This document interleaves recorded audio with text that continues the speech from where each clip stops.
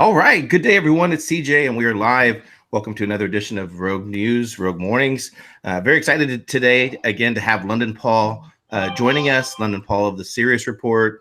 London Paul, thank you for joining, and good morning to you. Yeah, good morning, CJ. Yeah, it's a pleasure. I think by the end of this week, people will be sick to death of me. That's absolutely not true. I've read all the comments, and they're like, it's been an absolute treat having Paul to join to break things down, and I really appreciate you helping because it's very boring to try to do a podcast by yourself and you feel like you're talking to yourself the whole time. So Yeah, well, I think it's good because these are kind of topics where we can bounce ideas and discuss things. So yeah, no, I'm just glad it was worked out well. V went away when he did, so yeah, more than absolutely. happy. Yeah, and hopefully he's having a great vacation and ready to join. But we have a significant amount to talk about, Paul. So I want to jump right into it. Again, thank our sponsors, MyCB Edibles, Remain Calm, the Crypto School, Liquid Base. Thank you guys all for your support. But let's jump right into the conversation. I happened to catch this morning an interview that Ainsley Earnhardt did with Trump today, and it was a 20-minute interview. They're breaking it down into 5-minute intervals, and it's very interesting to hear what he said specifically in regards to Cohn. Again, reiterating the fact that the funds that were paid to Stormy Daniels were in fact his own funds out of his own account, not any type of campaign fund, nor did they go out there and solicit funds, for this. And he was very adamant about that. It was also interesting to hear his take on why Cohn kind of flipped London Paul, and that was because he specifically stated that, and I forgot to even discuss this, but I think you did. But this taxi cab business that Cohn had, I guess, apparently, just a lot of fraud, a lot of embezzlement, millions of dollars in fine. Cohn potentially was looking at, close to 10 years in prison. And apparently they cut a deal with him, I think taking it down, significantly less than that. And obviously for probably in hopes of information that they could directly tie Trump to this whole Russian collusion crap, Paul. Yeah, well, yeah. I mean, this is the whole point. They'll use anybody they think they can leverage to. I mean, really, these people, in a grand sense, are sort of irrelevant to them. What they're more concerned about is Trump's the big scalp, the big prize, and they're trying to do anything. And of course, it absolutely proves that, if on the basis of Trump, I mean, there was no funds paid from campaign funds, so therefore that's an irrelevance. And as we said yesterday, it's highly unlikely there's any grounds to impeach Trump on this basis, and we stand by that fact. So obviously, I haven't had a chance to see the interview, so it'll be interesting, obviously, to see all the segments put together. But Yeah, I'm I sure think it'll it be on just, YouTube. Yeah, I'm sure that they'll be released on YouTube. And really, the only other thing that I want to add to that is that there is a narrative out there in the alt media that somehow that in the background that Trump is specifically working with Jeff Sessions and they have this great plan. In my opinion, that does not exist. And Trump explicitly said that today regarding his frustrations with Jeff Sessions. He did not share with Trump prior to announcing that he was, what's that word again, reclusing himself. Help me out here, yeah, Paul. recusing himself. Recusing Yeah, from himself the from the from invest. yeah. Yeah, he didn't consult with Trump regarding that. He has failed to release the unredacted FISA report, which Trump now feels he's going to be forced to sign an executive order to do that. So if there's any narrative out there that Sessions is a good guy, it's completely wrong, in my opinion. And there's a lot of discussion that come after the midterms that in fact Sessions will be fired, and that's something that's very important. I specifically think Sessions is holding things up from moving forward versus all this 3 and 4D chess happening in the background. I do not think that that's happening, Paul. No, I mean, the issue is, we've said it quite a few times, that if it wasn't for Sessions, there wouldn't be any Mueller investigation.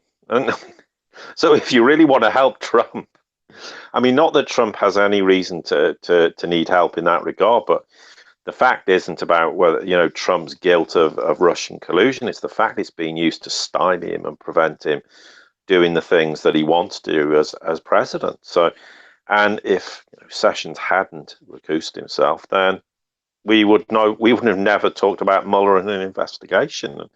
And that must be very irritating for Trump, not least in the fact that he never had the decency to tell Trump prior to doing so. So, no, Sessions has done nothing to help Trump in any regard. And yeah, I think I wouldn't be surprised if, there's a lot of developments, let's assume Trump, wins the midterms, and there's every reason to believe he will. Then, yeah, I think people like Sessions might well be fired. I mean, I would go as far as to say I wouldn't be surprised if Trump's thought about firing Sessions on a number of occasions already.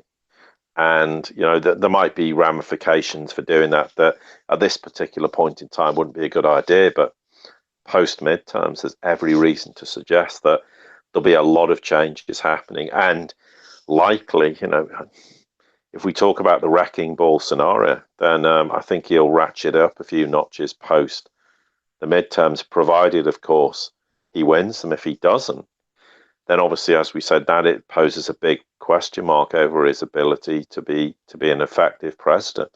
And that's why, as much as everybody keeps focusing on all these ideas that things are going to happen this week, next week, and every other week, I think the most important thing for the American people to focus on is the midterms.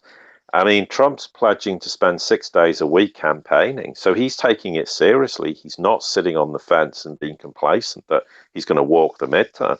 He knows how important it is, and it's extremely important from the American people's perspective that Trump wins those midterms, because if he doesn't, I think you just find the next 2 years of his presidency, he'd be wading through treacle, trying to get anything done. Nothing would happen, and the likelihood is they'd have more leverage to try and attempt to impeach him. And even then, I very much doubt it would happen.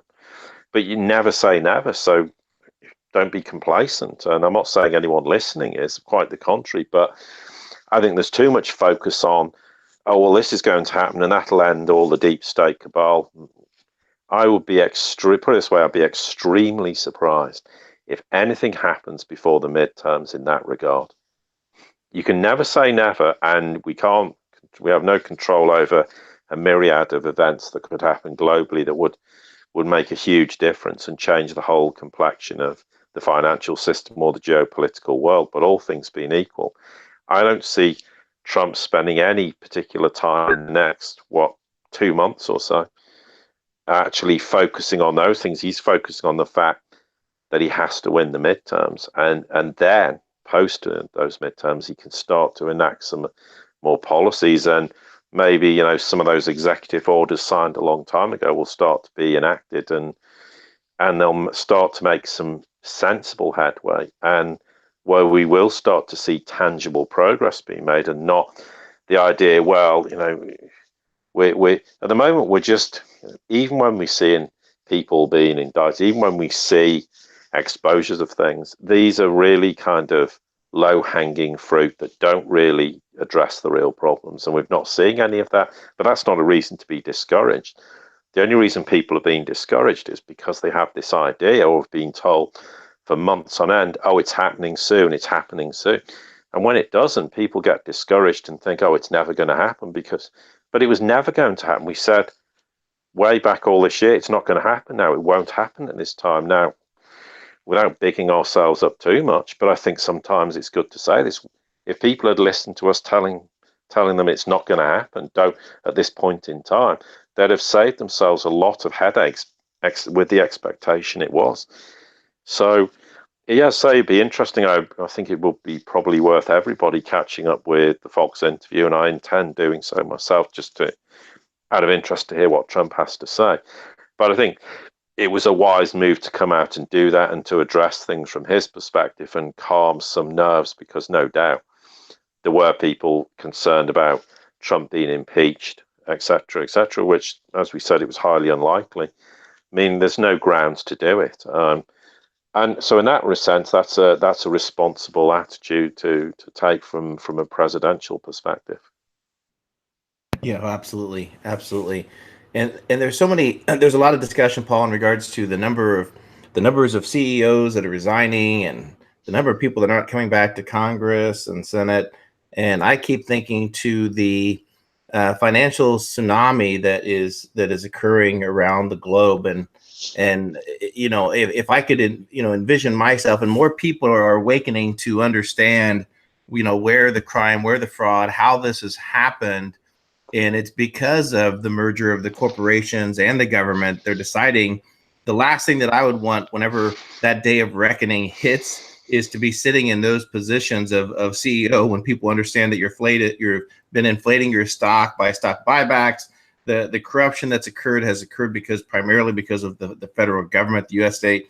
So I think in part that's why we're seeing so many people that are fleeing, out of those type positions, because more and more people are awake and they're starting to finally understand that this fake left-right paradigm that truly doesn't exist. They keep, continuously put us at odds against each other. That people are starting to wake up to the realization, and they're starting to look at Washington, D.C. They're starting to look at these corporations to understand. And now we're getting news, Paul, that's coming out in regards to what's happening right now in some of the subprime credit market, what's occurring. They're starting to tighten that because they understand they're a little bit worried about the amount of credit that's out there and the potential for defaults.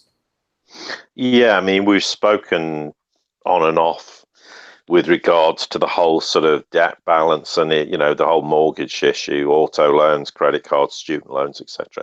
And there's no doubt it's growing on a month-by-month basis. But yes, they're now starting to get spooked about this so-called subprime exposure. I mean, everyone remembers the subprime crisis in terms of mortgage in 2008. Well, subprime is certainly prevalent again in the mortgage markets, but it's also prevalent in general credit. And there was a report that's come out from this TransUnion industry report, which came out to do the second quarter of 2018. And it says, obviously, that credit card users have slashed the average credit line availability to subprime borrowers by 10% from a year earlier. And that's quite a significant recognition that there is a problem. And obviously, subprime borrowers are obviously far more likely to default than the non-subprime, and that's a statement of the obvious. And they said, obviously, this contributed to a 3% decrease in the average borrowing cap on new credit card accounts. However, it says as much as they've trimmed total credit availability, banks are trying to make up for declining balances with more what they term clients and subprime origination. So it's almost like, well, this subprime person's like massively in debt.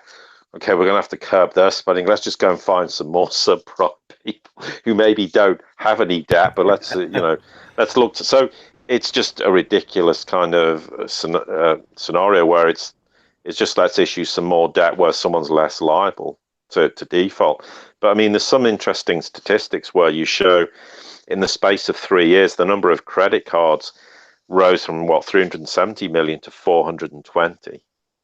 So we're talking my roughly 15%, not quite, but and interestingly, and we have to be a little bit careful with statistics because all this borrower level delinquency rate has obviously gone from 1.2% to 1.5%. That's a significant increase, but I suspect it's much higher than that. And then obviously average borrowing debt per person, or the average debt per borrower, has gone up sort of around 8 or 9%. And then of course these prior quarter originations of subprime have sort of they've kind of leveled off a bit, but they're still obviously increased in the last 3 years. And then this average new account credit line's increased obviously as well. No, sorry, slightly decreased from Q2 of 2017. But there certainly is a recognition that there is a major problem in the subprime market. And that includes not just mortgages, but that includes, obviously, for example, like auto debt. It also includes credit card debt.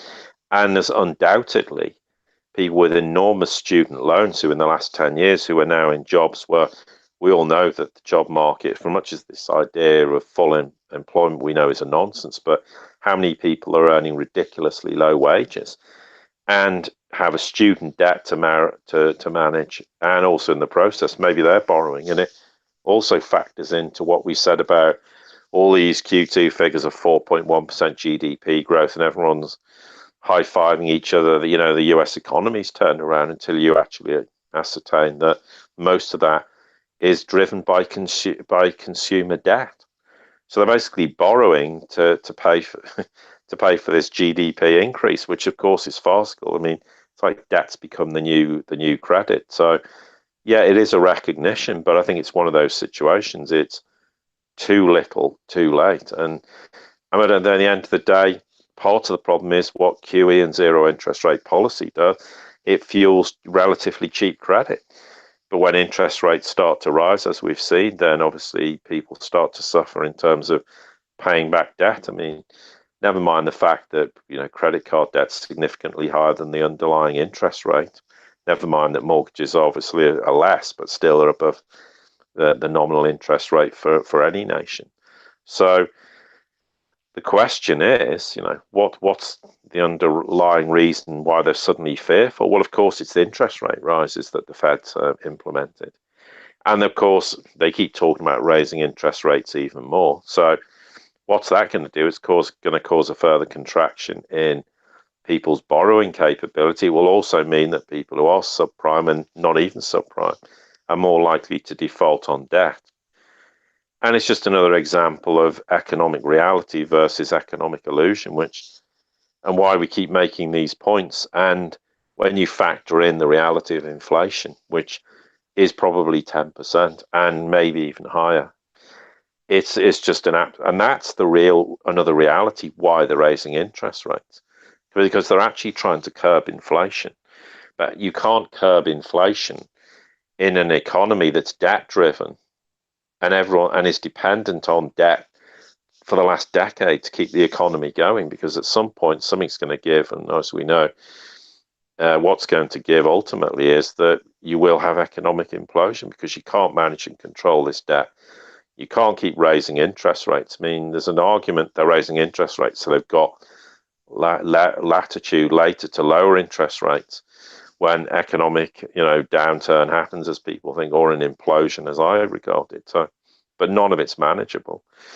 And I think ultimately the fact, when you have basically credit institutions starting to get worried about subprime, the problem is infinitely worse than they're letting on, because they're always very slow to react. They're never proactive. They're normally very unreactive. So from my perspective, the fact they're doing this now suggests subprime is a major problem. And ironically, how long ago did we say subprime was an issue other than in mortgages? I think at least a year ago. So right. It's incredible how we can be well ahead of what's happening, but they can't. But then there are obviously reasons for that. Yeah, absolutely. Which revolves principally around the fact that the only way to keep the gravy train going is through debt. But there comes a point when you have debt saturation, and we're effectively really now at debt saturation point after 10 years. So where do they go next? There's nowhere else to go. Well said, Paul. And let's talk a little bit about this. And this is pretty startling statistics in regards to the reality. You know, we keep getting this perception being built to us, this narrative regarding the economy, but you can't ignore fact. You can't ignore hard numbers. And there's a report that came out that basically states, Paul, that 52.1% of kids that live in households getting means, in other words, some form of government dependency, is at 52.1% US. So this was from according to a 2016 survey of the Census Bureau, where approximately 73 million people under the age of 18 in the United States, 38,365 of them, or I'm sorry, 38 million, or 52.1%, reside in a household in which one or more persons receive benefits from a means or attested government program. This included supplemental nutrition assistance, food stamps, Medicaid, public housing, just a growing mass of government dependency, Paul. Yeah, which again proves the point. How exactly is this indicative of a strong economy? I mean, to say, you know, just rounding the figures up, there's about 73.5 million people under 18 in the US. and nearly 38.5 million of them, so as you say, around 50, just over 52%, reside in households which are one or more persons receive benefits, as you say, from means-tested government programs. And this is indicative of a third world economy. And the other question, of course, is it's one thing, to provide food stamps and Medicaid and public housing and all the things that this report lists, but who's paying for this and how? And that is putting an intolerable strain on the US economy in the process. And that's not a criticism of the people in receipt of them. It's just a statement of fact that when you have that many residents in households of which they're receiving these benefits, now that is indicative of very high unemployment, but also indicative. I'm not sure exactly how the US works, but in the UK, if people are on very low incomes, they're, in families, they're eligible for more to apply for certain benefits to assist them to some extent, not entirely. So, maybe that's the reality of what's happening in the US in terms of the fact that there is a significant proportion of people who are on very low incomes and therefore entitled to receive these means-tested government programs. I think that's pretty indicative probably of things like food stamp, Medicaid, etc. But, maybe someone can provide me with all the details, because I honestly don't know exactly how the breakdown happens. But I think it's saying as well some other interesting statistics where, it says that, Americans in all the age brackets up to the age of 44, when they're analysed by the Census Bureau, were more likely to be living in a household that receives means-tested government assistance than the overall national rate of 35.9. So what it kind of implies, and it breaks it down even further, which I think is quite telling, because it says 18 to 24-year-olds, the rate's about 40%. 25 to 34, it's 36, well, nearly 37%. 35 to 44, 37%. And tellingly, in the next age group, it drops down to 30.1%. Well, 31%, sorry. So I imagine what this is a classic case of is there's certain sort of baby boomer generations who are still, managing okay. But there's a whole swathe of people, probably under the age of 40, who are going to have serious financial problems because of the last 10 years or more of economic policy failure, effectively. And it's never going to get any better. It's only going to get infinitely worse. And therefore, the prognosis for people in the US is not great, because where's the jobs that they can, earn sufficient money where they're not in means-tested homes? Where's the employment prospects to get the real 23% of people back into work? Okay, full unemployment's never going to be 0%, because there's always people who can't work or don't need to work, or for whatever reason. There's a whole bunch of reasons why that's the case. But also, how do you deal with this? And it's increasingly obvious that the last 10 years policy is crippling the so-called millennial generation. And that was an inevitability. They're crippled and saddled with enormous debt because of being encouraged. The UK is one great example of that, where everyone's told to go to university now and comes out with enormous student debt. They cap student fees per year just to go to a university at £9,000. So multiply that by a 3-year degree course, and then all the living costs. The average student's going to come out with 50, 60, 70, I don't know, 80,000 debt before they've even started. And in working in the world of work, where are the employment prospects where they can earn decent salaries to even attempt to pay that back? So this is all indicative of what happens when you have an economy that's run purely on debt. And inevitability is you're going to see these people where households will need means-tested government assistance. And the question is, I'd like to see some statistics as to how those figures have increased in the last 10 years. And ultimately, who is paying for this? It's all well and good saying, well, we need means-tested government assistance. And I agree, there are reasons to do this. And I'm not saying it shouldn't happen, but someone's got to pay for it. And that is ultimately a problem as well. Yeah. Yep. No, completely agree. And I think it's a sign. I think we'll see reports, Paul, probably coming out pretty soon, and they probably already are, that I'm not sure if there's a minimum age requirement to file bankruptcy, but I guarantee you probably in less than a couple of years, we'll start to see reporting that those between ages of 18 to 25 will be leading the way in terms of filing bankruptcy at that young of age. And I think that's so driven. Exactly, you made a very valid point. Is that the wage increase, the wage growth has been so stagnant the past several years. But unfortunately, Paul, inflation, as well as a hyperbolic increase in tuition for these students, it's hard for me to place blame on them because we're so conditioned as a society that when you finish high school, you go directly to college.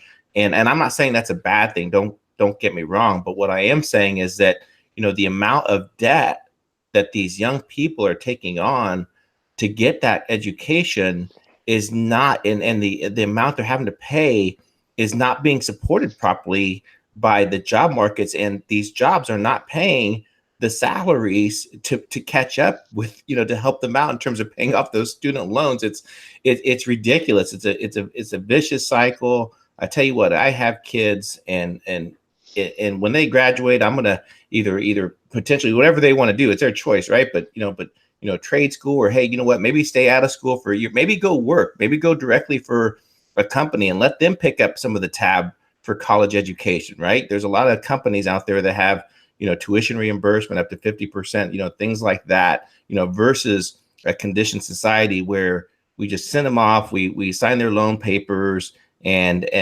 good luck, son, good luck, daughter, and hopefully those jobs will be there in 4 years when you graduate. No, absolutely. I completely agree. I mean, from my perspective, I was a student. I was a student, and I mean, it doesn't really matter what I did because it's of no relevance. But I was a student for a long time, and then stayed in academia for a short time in a research capacity. And I mean, that was a long time ago, relatively, and we didn't have the debt problems we do now. But proportionally, there was a lot less people at university, so there was a lot more jobs for people coming out. And the problem is, if you don't shift the job demographic, which we don't, and in fact, we've made it even worse because 20, 30, 40, 50 years ago, when people graduated, of course, there was jobs available, and we had more of a manufacturing base in countries where the UK and the US has exported huge amounts of their manufacturing base. So it's a service-based economy. Well, a service-based economy that's grown over the last decade and longer, doesn't warrant having this exponential increase in students going to university, because the problem is there is no jobs for them at the end of it, other than putting them in service sector jobs where they get paid very poorly. And that's the problem. So people often have said to me in the past, do you think my son and daughter should go to university? And I said, well, first off, it's not up to me to decide. The question is, do they want to? But if you're asking me, would I now do all the things I did academically in today, the answer probably would be no, because unless I was wanting to do something specific, like become a doctor or a dentist, or God forbid a lawyer or something, something that in that sort of sphere where it's something actually quite specific, then you'd have to, and I would say, well, probably no, I wouldn't go, because the expectation is I'm going to come to the end of it saddled with enormous debt, with no realistic opportunity of earning enough money. I mean, okay, in this country, you don't pay any student debt back until you earn, I think it's 25,000 a year, but that's not the point. The point is, you're always in the back of your mind, you're saddled with that debt. It inhibits people from doing, I mean, what do you do? Say, I'm going to go and buy a house. And then, by the way, I'm still saddled with all this debt. I mean, it's like having two mortgages, effectively, given the volume of debt. Okay, proportionally less than a house, but still, it's a major problem. But the whole basis of sucking people into the education system, I always refer to it as 3 years national service. It gets people out of the system. They're not, they can't claim benefits. They're not able to get any government assistance. And the question I would be asking is, why is it now the case that universities can charge these kind of extortionate tuition fees? When, okay, granted, there was a lot less people were to university when I went, but then you didn't pay any student fees. Your local council paid the student fees. You also, you had means tested student grants based on your parental income. And, people were horrified in my day having small, overdrafts of £200. Now, if people came out of university with an overdraft of £200, they'd be absolutely thrilled. But that's the problem. That's what we've created. It's like it's all been sold to people. It's to give you greater opportunity. We're opening up the sphere of education, and they've been lied to and duped into going to university for the wrong reason. And then, of course, how despondent do people feel at the end when there isn't those job opportunities? But these statistics prove the reality again of what's happening economically and socially within nations such as the US and no doubt in the UK too. So it's a big problem, and at some point, the chickens are going to come home to roost. And I think we're rapidly reaching that point where, as much as they try to disguise economic reality, they're not able to do it anymore. Right. Yeah, and then also just considering the implications long term, when you hear reports of the younger generation so willing to accept socialism, or you hear people like Zuckerberg talking about providing a living wage and these experiments that we read about. Well, this is exactly it. Is because we're creating a culture that believes that government should be there to support people. And so when we hear those reports, when we hear that a significant amount of youth are they like socialism or they like the ideas of it. Well, this is why, because we're basically creating a whole generation that feels government dependency is perfectly fine, Paul. But then it's sold that dependency on government's fine and there's nothing to worry about. Because government's always looking after your best interest. It staggers me how anybody believes that. I can remember, in my teens going, hang on, why does anyone buy this? Because the government never does anything to improve on it. Things just get progressively worse. Why is anyone believing this? And the reality is they do. They just get sucked into this idea that the government can provide, and the government's going to look after you. The government, frankly, well, until we have real governments in countries, they've never given a damn about people, and they never will. In fact, you're just an annoying irritation to them that you happen to be there.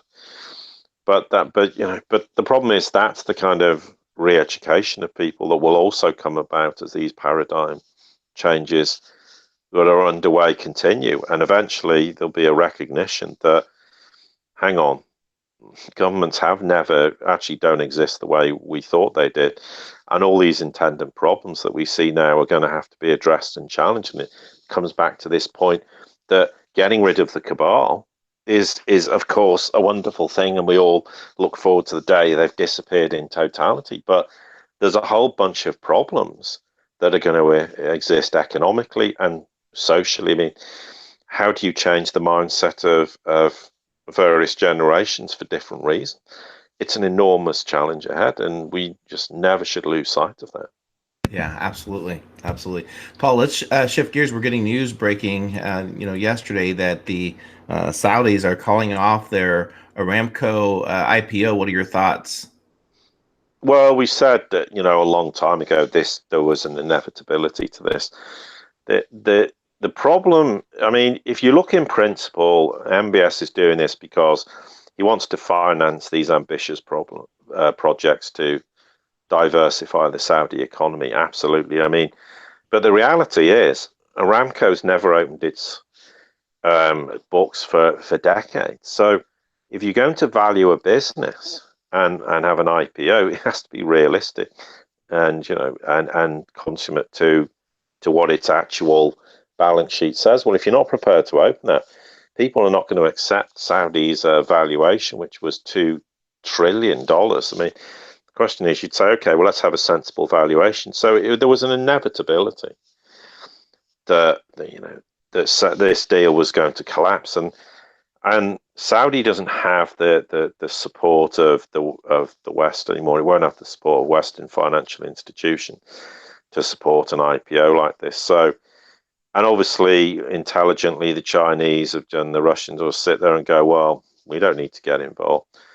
Of course, all the excuses made as to why they've delayed this, or actually in this case cancelled it, just don't stand up to scrutiny. Because in fact, you would do it precisely now for the reasons they're saying you wouldn't do it. I think it's just indicative, though, of the fact that we've said this many times: Saudi economically is in big trouble, and it needs these kind of cash injections to stabilize their economy, because there's no doubt they're running trade deficits. The price of oil's gone up in recently to around $70 a barrel, but it's never going to stay there. And when it goes back to $30-40 a barrel, which it inevitably will do, Saudi's problems are only going to exacerbate. And of course, like anybody who's intelligent enough who sits on the sidelines, who's the biggest oil importer in the world? Is China. So China can just quite happily sit there and say, do you know what? We don't have to take part in this, because at some point you're going to be begging to us to either take part in an IPO, take a stake in the company somehow, or, and in return, China will go, well, fine, but here's the deal. You're going to officially announce that you joined the petro-yuan and you're no longer trading in the dollar, petrodollar.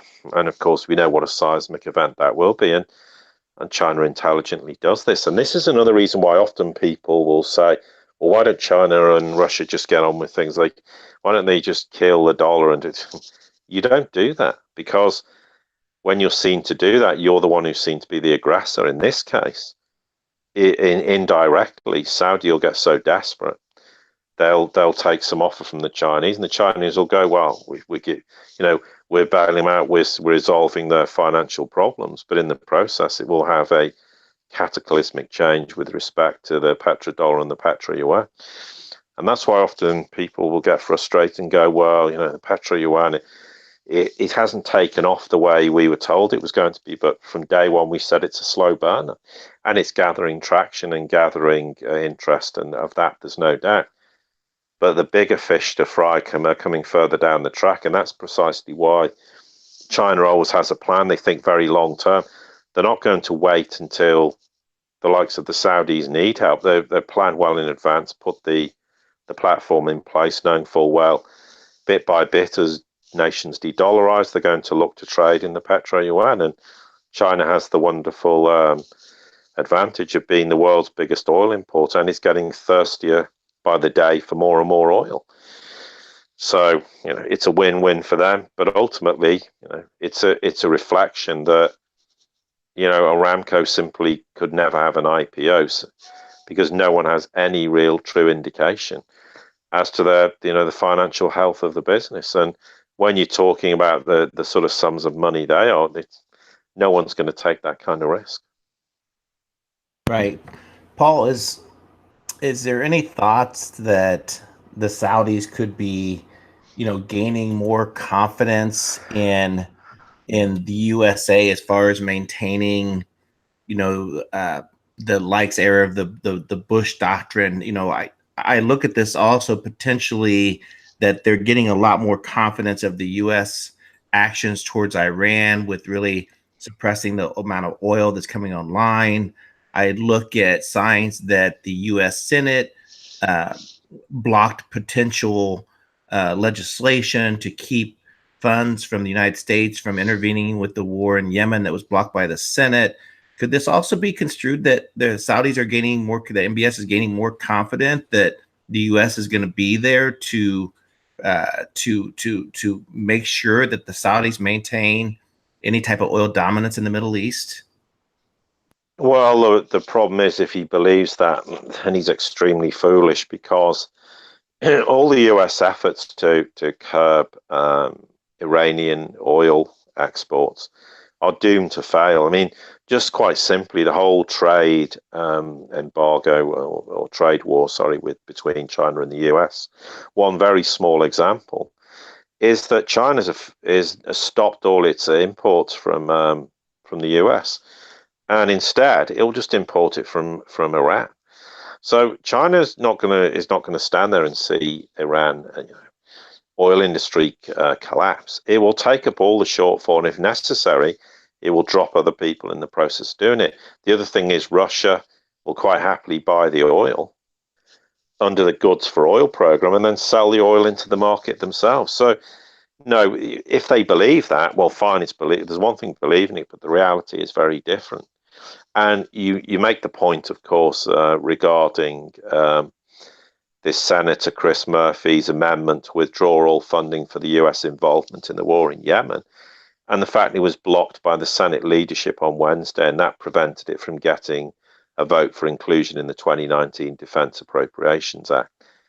Now, the question I would have here is, and this is something I think that it applies not just to the US, but the UK and everywhere else. I think there needs to be some serious understanding as to people in the Senate, what ties do they have to the so-called, in inverted commas, military-industrial complex? Do they what ties? What do they have? Some financial reason why they want to see this US involvement in the war in Yemen continue? Because quite frankly, we all know precisely what's been going on, and the Saudi action. I mean, you talk about war crimes in war. If this was Russia doing this, the world would be foaming at the mouth. But Saudi seems to launch these indiscriminate attacks, which seems to kill innocent civilians on a regular basis. And the world just turns a blind eye and pretends that nothing's happening. The US needs to walk away from Yemen. But this amendment, or the blocking of this amendment, proves that there are people inside the Senate who quite happily want this war with Yemen to continue. And there are many reasons for that, not just maybe because of their own exposure to the military-industrial complex. It can also be that ultimately the US thinks that Saudi's fighting a war with the Iranians in Yemen, which is not true at all. They're fighting a war with the Houthis. They like to just blame it and say it's all Iranian-backed, but this rabid obsession with Iran, and Iran being responsible for wars all around the world, and their financing and backing nations is ridiculous. I mean, it's quite incredible how on the one breath they say, well, Iran's economy is crippled, and it's but by the way, they're financing and funding all these war efforts around the world, and they're financing organizations to potentially cause terror incidents across the world. It just doesn't stack up. I mean, but I think this is a particularly damning indictment of there's a mentality, and it's part of this neocon mentality that says, we're on a war footing wherever we want to be on a war footing, and if we're going to back the Saudis, I mean, the first of all is, well, we're just refueling. Then we find out that mercenaries have been in Yemen fighting with the Saudis and also giving them tactical advice. And I certainly think that this the amendment that they wanted to pass and to limit US involvement in Yemen was absolutely correct, and it should have been passed. But because the US needs to walk away from Yemen because it is another Vietnam. But the neocon mentality is, no, it's another war, and ultimately we're fighting a war with the Iranians and we have to defeat them. So, and they're never going to win. It's like Afghanistan and the Taliban. You'd think after 17 years they'd go, hang on, what the hell are we doing here anymore? We're not going to win. We were never going to win. I mean, it proved with the Soviet Union, who failed in the late 70s, early 80s. And yet we think we can do better and we're going to win the war. Well, it's the same with the Houthis. They're never going to defeat them in Yemen. And in the end, the Saudis are going to have to walk away with a very bloody nose and inverted commas. And the US needs to walk away and not be seen to have anything to do with this, but this constant desire to back them financially and militarily is, for me, is disastrous. And it's not something I really feel that that Trump himself really wants to be seen to be doing. But again, it comes back to this point that his foreign policy is utterly hijacked by neocons. And this is causing a major problem in terms of addressing his concerns to walk out of Syria, de-escalate US tension that they're causing across the world, shut bases and stop having these enormous financial undertaking for wars that is of no benefit to the US in any way, shape or form. But I mean, there doesn't seem to be any likelihood at the moment of that decreasing. And I would strongly suspect that post the midterms, we may start to see some changes. But at the moment, votes like this will happen, and this has a lasting implication because it means the financing and the support is going to carry on past the midterms. So this is the problem. We can have this lull period where Trump's focused on the midterms and various things will be pushed through, which have lasting consequences for nations such as Yemen. Yeah, the deep state's getting desperate. Yesterday John Bolton, openly threatened Syria, saying that you use chemical weapons, the U.S. is going to act aggressively. they're getting so desperate. And I hate to laugh about it because this is what it leads to. But Paul, also, Turkey is, again, I think there's a couple of hot spots where I think the deep state is trying to create some type of event, some types of panic. But I think with Turkey's recent actions, I think you can pretty much go ahead and say that they are no longer a NATO member with bringing in the Russian-made S-400 missile system. What do you think about that, Paul? Yeah, absolutely. I mean, Turkey really de facto ceased to be a member of NATO the minute we had the failed coup and the Kremlin got on the phone to Erdogan and said, there's a coup attempt to remove you out of power. Excuse me. And by the way, it's Western backed. Effectively, it's the US. I mean, at that moment, NATO was dead and buried. But of course, like we always say, it doesn't happen overnight. It takes a long period of time where, there was distrust between the Russians and the Chinese with Erdogan and, vice versa because of the Western influence. So those relationships take time to come to pass. But certainly, yes, there's been a lot of talk, and the US was threatening to sanction Turkey over buying the S-400s and then threatening to prevent them taking delivery of the F-35s. I think they'd be doing Turkey a huge favor if they did that, but that's beside the point.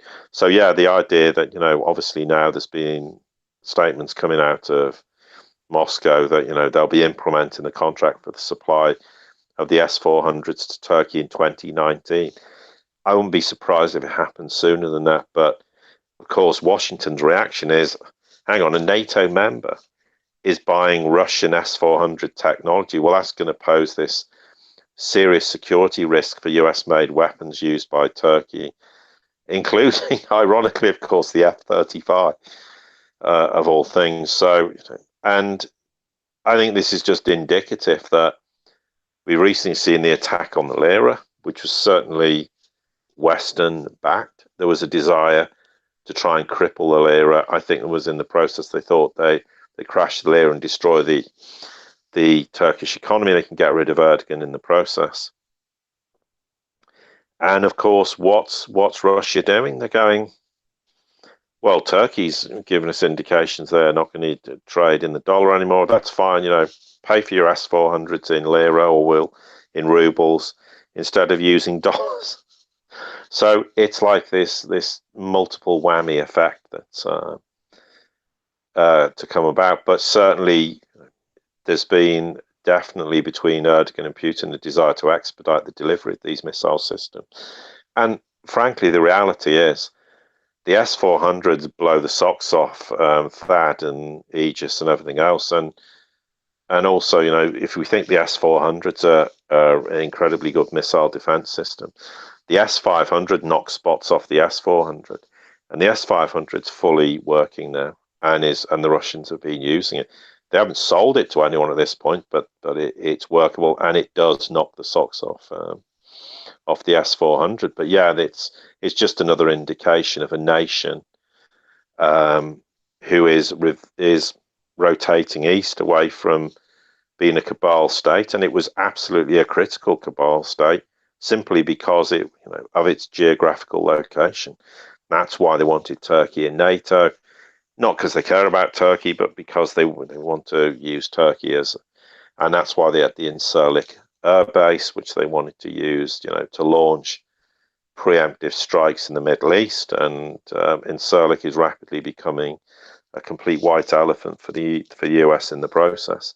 And there's some other nasty, ugly stuff goes on in Incirlik, which will obviously stop in the process as well.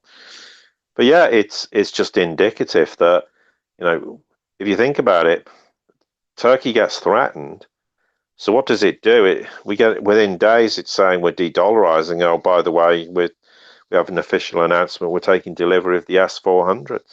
This is how nations are reacting now. In the past, they would have capitulated, gone groveling to Washington and begging them for mercy and please, don't do anything nasty and horrible to us. And now they're going, those days have gone. We're not going to tolerate it anymore. If you're going to try and wreck our economy, then in the process, we'll just accelerate de-dollarization. We'll accelerate leaving NATO, even though, apart from in name, they have left. But we're going to take delivery of Russian missile defense systems. We're going to cooperate with Russia in Syria. And by the way, America, we're not even telling you what the Russians are discussing with us in with regards to Syria now, even though notionally we're supposed to be allies working under the auspices of NATO. So yeah, it's extremely a damning indictment of how nations like Turkey have rotated east. And it comes back to the point when we had the failed coup.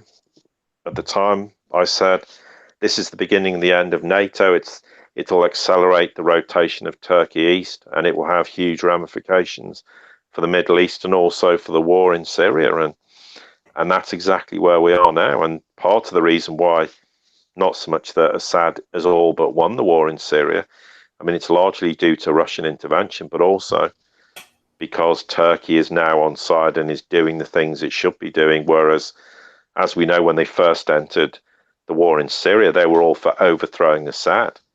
I mean, that shows the huge 180 shift in the Turkish mentality to dealing with matters in the Middle East, and also, obviously, how they work with the Russians and the Chinese, and particularly with China as well.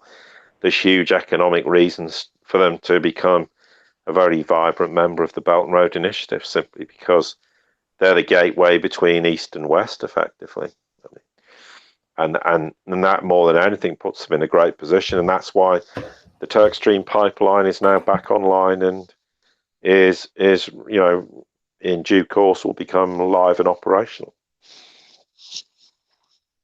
Paul, absolutely. Thank you so much, Paul. Please share with our listeners how they can learn more about your work. And I want to thank you once again for joining today, Paul. Well, it's an absolute pleasure. I'm glad we can do it. Oh, excuse me, always a pleasure to do it. Yeah, the website's thesiriusreport.com, SIRIUS. We obviously lots of free material.